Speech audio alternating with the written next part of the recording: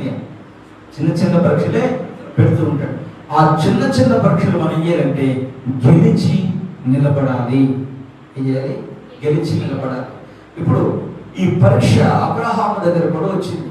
అబ్రహాము దేవుడు కోరుకున్నాడు, అబ్రహామా నీ ఒక్కగానే ఒక కుమార్ని నాకు ఇస్తావా అన్నాడు. ఇప్పుడు అబ్రహాం ఏమన్నది? అయ్యా పెద్ద వయసు వచ్చింది కాబట్టి, ఆల్రెడీ నేను వృద్ధాప్యంలో ఈ బిడ్డను నాకు ఇచ్చాడు కాబట్టి, ఇక నాకు ఓపిక లేదు కాబట్టి ఇది జరగదయ్యా, ఇది అసంభవం అన్నాడా? అడిగిన వ్యక్తి ఎవరు? నీతిమంతుడు. స్తోత్రం కలుగుతాడు. హల్లెలూయా. అడిగిన వ్యక్తి ఎవరు? సృష్టికర్త. నీతిని ప్రేమించే దేవుడు. దేవుడు స్తోత్రం కలుగుతాడు. నీతిని ప్రేమించే దేవుడు అడిగినప్పుడు నువ్వు దేవునికి ఇవ్వలేవా? ఇవ్వలేవా? చెప్పండి, ఇవ్వలేదా?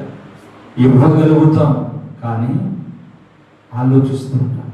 అబ్రహాం ఆలోచించలేదు.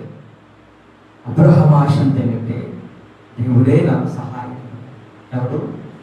దేవుడే నా సహాయకుడు. దేవుడు తప్ప మనకు మనుషుల సహాయం ఉందా? ఉంటుంది, కానీ వాళ్ళకు అవసరం ఉంటుంది.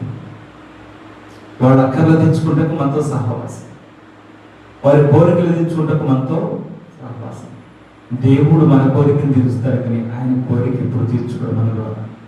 ఆయన మన కోరికలను తీర్చే దేవుడు. దేవుడికి మహిమ కలుగును గాక. హల్లెలూయా. అబ్రహాము దేవునితో నడుస్తున్నప్పుడు దేవుడు అడిగిన ప్రతిదానికి అబ్రహాం సమాధానం ఇచ్చుకుంటూ వచ్చాడు. రాత్రి దేవుని సన్నిధిలో నీ జీవితంలో నీ కోరిక ఎలా ఉండాలంటే ఉత్తమమైనదిగా ఉండాలి. ఆ కోరిక ఉత్తమమైనదిగా ఉండాలంటే నువ్వేం చేయాలి? నువ్వు నీతిమంతుడిగా ఉండాలి. నీతిమంతుల కోరిక ఉత్తమమైనది. స్తోత్రం కలుగును గాక. హల్లెలూయా. ఎవరి కోరిక? తాగుబోతుల కోరిక, జోదగల కోరిక, వ్యభిచారుల కోరిక, అబద్ధకుల కోరిక, దొంగల కోరిక. ఎవరి కోరిక? నీతిమంతుల కోరిక. నీతిమంతుల కోరిక. ప్రభువుకు మహిమ కలుగును గాక. హల్లెలూయా.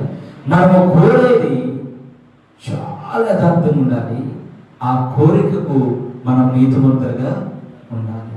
నీతిమంతుడిగా లేకుండా కోరుకుంటే ఏ కోరిక కూడా నెరవేర్చదు, రూఢి కానే కాదు. ఇంతలోనే మనకు ఆలస్యం వస్తుంది, ఇంతలోనే మనకు కోపం వస్తుంది, ఇంతలోనే మనకు తొందరపాటు నిర్ణయాలు తీసుకుంటాం. లేదబ్బా, దేవుడు వాడు సరిగా సమాధానం ఏంటిదబ్బా, దేవుడు మంచివాడు కదబ్బా, దేవుడు ఆడకేయడం చేస్తున్నాడు, నాకు చేయలేదబ్బా కదా. ఈరోజు